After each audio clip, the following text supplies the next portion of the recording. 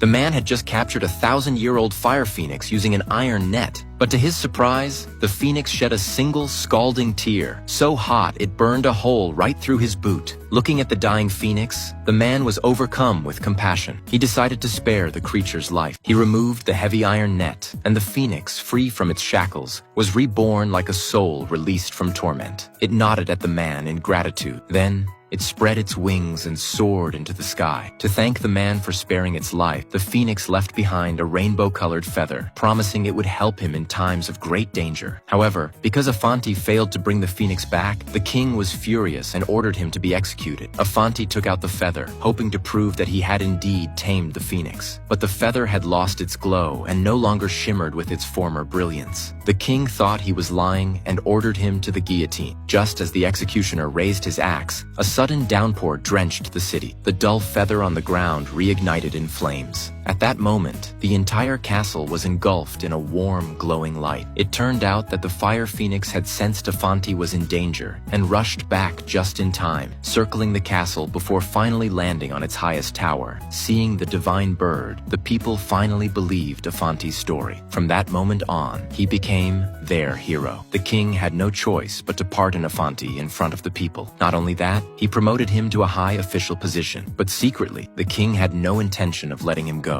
Soon after, he gave Afanti another mission: to journey to the snowy mountains in the north, awaken a princess who had been asleep for 1,000 years, and bring her back to become the queen. The king knew the road to the snowy mountains was perilous, full of deadly checkpoints and heavy guards. He was certain Afanti wouldn't make it back alive, but with the help of a divine donkey, Afanti quickly reached the snowy mountain's peak. There, the palace gate was sealed shut by a magical wall. As Afanti worried over what to do, the phoenix feather began to glow and lifted itself into the air. It dove straight into the magical barrier, and in the blink of an eye, the entire gate melted away. But the magical force also swept the donkey off the mountain, leaving it frozen mid-air, stuck to a cliff like an icy popsicle. Cautiously, Afanti stepped into the castle, only to find dozens of identical sleeping beauties lying inside. He froze in confusion, unable to tell which one was the real princess.